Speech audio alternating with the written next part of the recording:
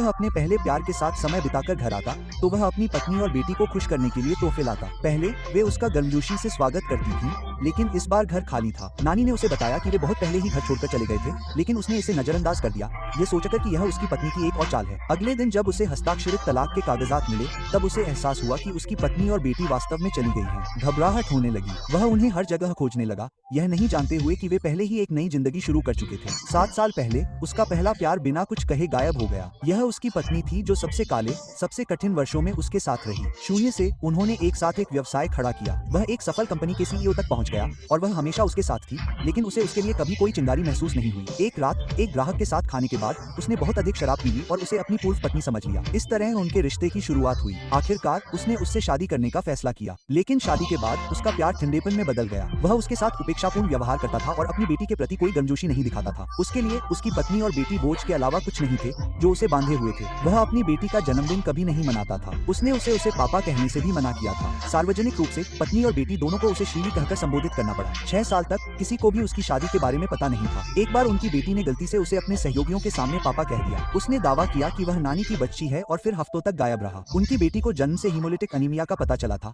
लेकिन उसका मानना था कि यह सहानुभूति पाने का एक तरीका था। अक्सर छोटी लड़की अपनी माँ से पूछती थी, क्या मैं अच्छी नहीं हूँ? क्या इसलिए पिताजी मुझे पसंद नहीं करते? उद्धरण चिन्ह। महिला को कभी जवाब नहीं पता था, इसलिए उसने झूठ बोला, पिताजी बस काम में बहुत व्यस्त रहते हैं। जब तक डॉक्टरों ने उसकी गंभीर स्थिति का नोटिस नहीं दिया, तब तक उसने अपनी बेटी को इलाज के लिए विदेश ले जाने का फैसला नहीं किया। लेकिन जब वह कंपनी में इस्तीफा देने गई, तो उसने देखा कि उसका पति खुद अपने पहले प्यार को ऑफिस में ले जा रहा था, उसे काम पर पहले दिन के लिए तैयार कर रहा था। वह अपनी एक्स को किस तरह से देख रहा था। तब जाकर महिला को आखिरकार समझ आया। कोशिश कितनी भी कर ले, वह उस दिल को कभी जीत नहीं सकी जो पहले से ही उसका नहीं था। वह चुपचाप अपना इस्तीफा देने के लिए एचआर के पास गई, लेकिन उसे बताया गया कि उसे इंतजार करना होगा। पहले उसकी एक्स की ऑन बोर्डिंग हुई, उनके जाने के बाद ही उसे आगे बढ़ने दिया गया। जब वह अपने हाथों में एक बॉक्स लेकर ऑफिस से बाहर निकली, तो उसके पति ने उसे देखा और सोचा कि यह कोई सामान्य बदलाव है। यहाँ तक कि जब उसकी एक्स ने उसे बताया कि उसकी पत्नी ने इस्तीफा दे दिया है, तो भी उसके पति ने उसे हंसाया। उसने आत्मविश्वास से कहा, वह मुझसे बहुत प्यार करती है, वह मुझे कभी नहीं छोड़ेगी। उद्धरण चिन्ह। कुछ ही देर बाद उसने उसे अपने हाथों में बॉक्स लिए वापस आते देखा, लेकिन उसे नहीं पता था कि वह इसलिए वापस आई थी क्योंकि उनकी बेटी को पता चल गया था कि वे देश छोड़कर जा रहे हैं। उसे डर था कि उसके जाने का मतलब होगा कि उसके पिता उसे भूल जाएंगे। बीमार बच्ची अपने कमजोर शरीर को घसीटती हुई कंपनी तक आई थी। वह बस किसी के गले लगना चाहती थी, लेकिन तभी उसकी एक्स को अचानक चक्कर आने लगे। वह बिना किसी हिचकिचाहट के अपनी बेटी को पूरी तरह से नजरअंदाज करते हुए उसे संभालने के लिए दौड़ा। इसके बजाय वह अपनी पत्नी की ओर मुड़ा और चिल्लाया, यह एक ऑफिस है, डे क्या नहीं, उसे लेकर यहाँ से चला जा।